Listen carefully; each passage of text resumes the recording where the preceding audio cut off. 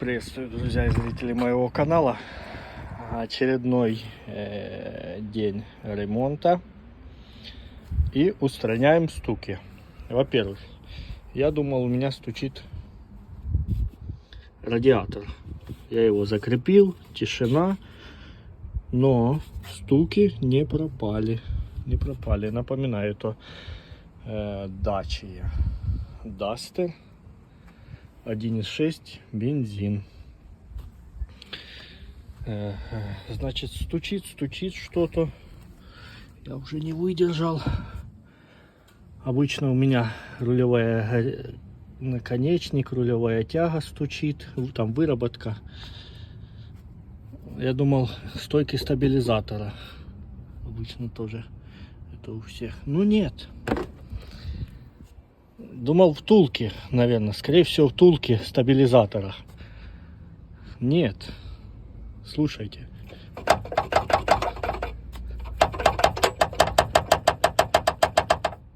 Это капец просто. Это капец. Я даже не знаю, что делать. Что? Одно крепление обломано. Второе держится. Это дюраль, силумин. Ну, короче, я смотрю, оно отломано. Ну, у кого стук, то знайте. Возможно, это отломался насос гидроусилителя. А точнее, ну, резервуар жидкости гидроусилителя. Тут он такой какой-то сложный. Я сейчас покажу даже номер его. Везде Рено, хотя это Dacia.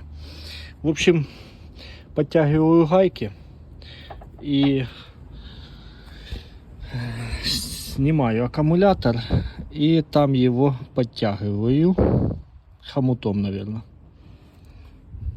Вот и все решение проблемы. Напоминаю, у кого стучит под капотом или в салоне доносится стук с левой стороны, это не рулевая рейка, это не рулевые тяги и наконечники. Это, возможно,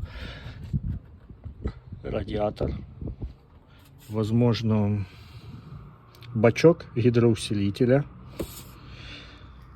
В общем, решил я эту проблему очень колхозно и по-другому никак. Одна стяжка под аккумулятором будет, и вторая стяжка там где-то держит. И он теперь глухо, не болтается. Ну и думаю, должен выдержать любые вибрации.